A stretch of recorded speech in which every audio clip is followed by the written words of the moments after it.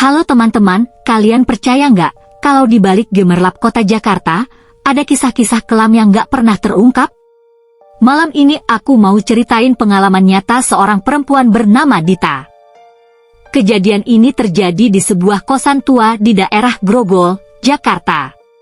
Sampai sekarang, Dita bilang dia masih sering merinding setiap mengingat malam itu. Judul kisah ini adalah Ketukan dari Kosongnya Kamar 305. Dita waktu itu masih kuliah di Jakarta, sekitar tahun 2019. Dia tinggal di kosan lama, bangunannya peninggalan zaman Belanda. Lorongnya sempit, lampunya remang-remang, cat tembok sudah mengelupas di sana-sini. Tapi karena harganya murah dan dekat kampus, dia tetap bertahan.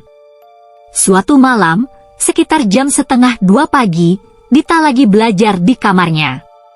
Suasana kosan waktu itu sepi banget. Tiba-tiba, dia mendengar suara ketukan pelan, tok, tok, tok, dari arah lorong. Awalnya Dita kira itu cuma anak kos lain yang pulang malam. Tapi suara ketukan itu makin lama makin mendekat, dan berhenti tepat di depan pintu kamarnya. Lalu, suara ketukan itu pindah ke kamar sebelah. Ke kamar 305. Kamar 305 sebenarnya sudah kosong sejak sebulan sebelumnya. Katanya dulu ada penghuni kos yang mengalami kejadian tragis. Dia menemukan mayat dalam koper merah. Mayat korban mutilasi. Sejak saat itu, penghuni kamar itu pindah karena trauma, dan kamar dibiarkan kosong. Tapi malam itu, Dita jelas mendengar suara ketukan dari dalam kamar 305. Dia penasaran, takut, tapi juga kepo.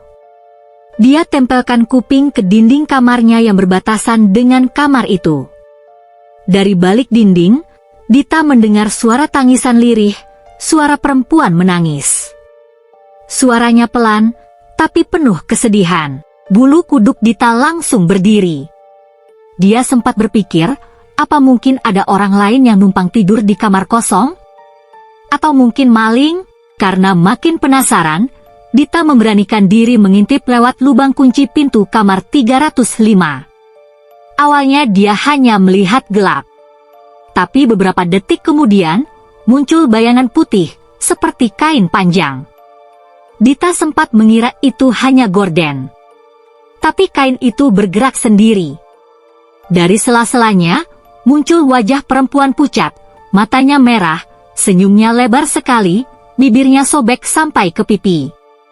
Dita langsung mundur, jantungnya berdegup kencang. Tangannya gemetar. Tapi suara tangisan dari dalam kamar justru semakin keras. Dan suara ketukan makin cepat, tok tok tok tok, seperti orang panik minta dibukakan pintu. Dita ketakutan dan memutuskan lari ke lantai bawah memanggil penjaga kos. Nama penjaga kos itu Pak Jaya. Orangnya sudah tua, kurus, dan kelihatan lelah. Begitu Dita cerita soal suara tangisan dan ketukan, Pak Jaya langsung pucat. Dia bilang, "Kamu nggak salah dengar, Non? Itu kamar kosong. Kuncinya juga ada sama Bapak." Tapi Dita bersikeras bahwa dia melihat perempuan di dalam kamar. Akhirnya Pak Jaya mau ikut naik ke lantai 3. Dengan tangan gemetar, Pak Jaya memasukkan kunci ke lubang pintu kamar 305. Sambil komat kamit membaca doa, dia mendorong pintu perlahan. Begitu pintu terbuka, kamar itu gelap, bau apek luar biasa.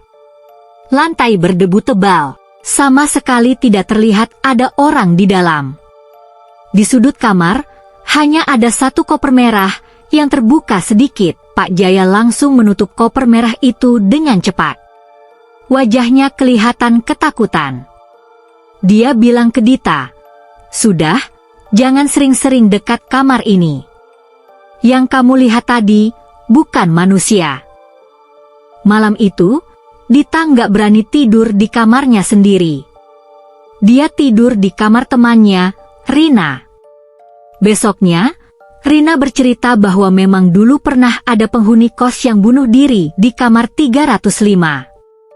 Dia depresi berat setelah menemukan mayat mutilasi di dalam koper merah.